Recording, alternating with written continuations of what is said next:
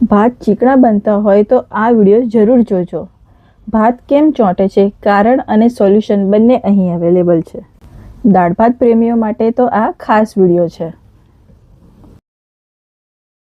નમસ્કાર દોસ્તો, આજે હું તમને બતાવવાની છું કે ચોખા કેવી રીતે ઉકાળવાના છે કે જેના એક એક દાણા છૂટા રહે, ના તો ચીકણા ના તો ચોંટેલા, એકદમ પરફેક્ટ.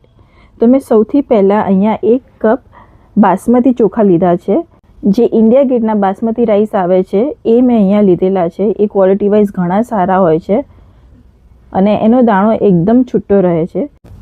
જો તમારે ચોખાનો એક એક દાણો છૂટો જોઈતો હોય તો તમારે અહીંયા સારી ક્વોલિટીના જ ચોખા યુઝ કરવાના છે.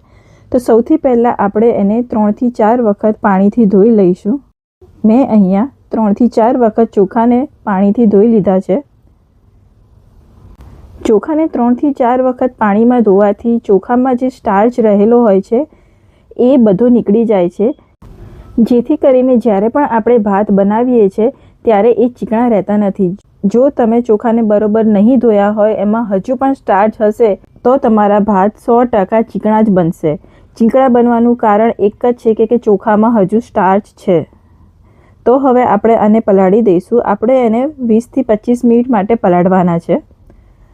ચોખા ડૂબે એટલું જ પાણી લેવાનું છે, વધારે લેવાની જરૂર નથી.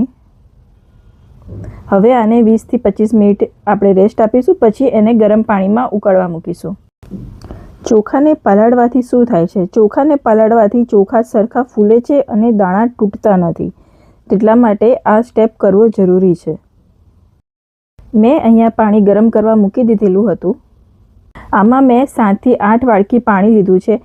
1 વાડકી ચોખા હોય તો 7 થી 8 વાડકી પાણી લેવાનું છે ઉકાળવા માટે. હવે સોલ્ટ ટુ ટેસ્ટ એડ કરીશું, એપ્રોક્સ 1 ટીસ્પૂન જેટલું, અને 1 ટીસ્પૂન ઓઇલ એડ કરીશું. ઓઇલ એડ કરવાથી દાણા છૂટા થાય છે, એકબીજાને ચોંટતા પણ નથી.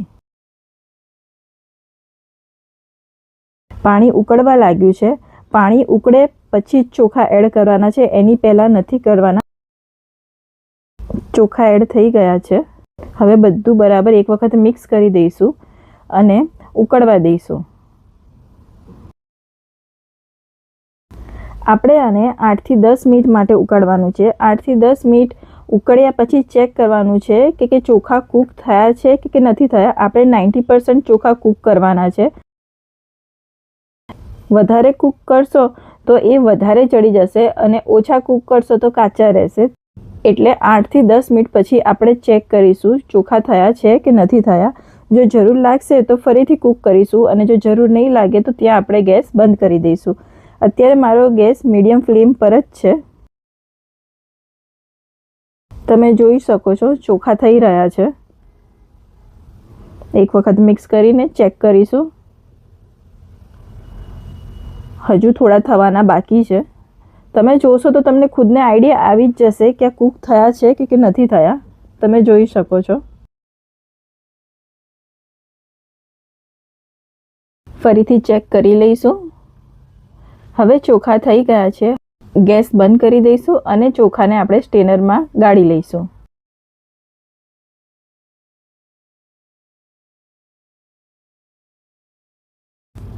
ચોખામાંથી પાણી રિમૂવ કરીને હવે એને એક બાઉલમાં લઈ લઈશું. તમે જોઈ શકો છો એક એક દાણો છૂટો છે, ચીકણો પણ નથી અને પ્રોપર ખીલેલો છે. તમારે આને એઝ ઇટ ઇઝ સર્વ કરવા હોય તો તમે એઝ ઇટ ઇઝ પણ સર્વ કરી શકો છો, એઝ અ પ્લેન રાઈસ તરીકે. આજે આપણે પીસ પુલાવ તરીકે સર્વ કરવાના છે, તો તેના માટે આપણે આગળની પ્રોસેસ કરીશું. અહીંયા મેં 2 ટેબલસ્પૂન ઘી લીધેલું છે. જો તમને ઘી ના ભાવતું હોય તો તમે ઓઇલ પણ લઈ શકો છો, પણ રેકમેન્ડ ઘી જ છે. ઘી ગરમ થાય એટલે તેમાં લવિંગ નાખવાના છે 8 થી 10 નંગ. લવિંગ થોડા તતડી જાય પછી આપણે એમાં બાફેલા વટાણા એડ કરવાના છે. લવિંગ તતડી ગયા છે. હવે એમાં 2 ટેબલસ્પૂન બાફેલા વટાણા એડ કરવાના છે.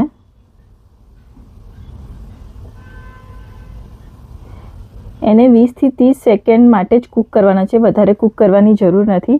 અને આને પછી આપણે સીધા રાઈસમાં એડ કરી દઈશું.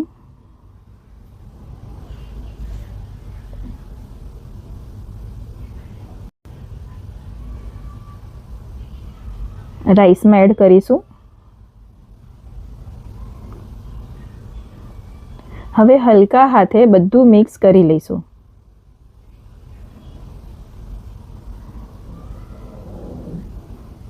થોડી કોથમીર પણ ભભરાવીશું. કોથમીર તમે તમારી રીતે એડ કરી શકો છો. તમને જો વધારે ભાવતી હોય તો તમે વધારે નાખી શકો છો, ઓછી ભાવતી તો ઓછી પણ નાખી શકો છો.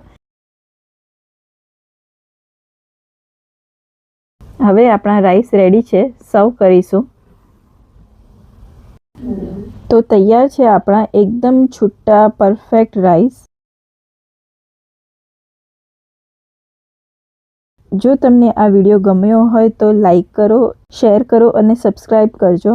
મળીએ ફરી એક નવી રેસીપી સાથે. ધન્યવાદ.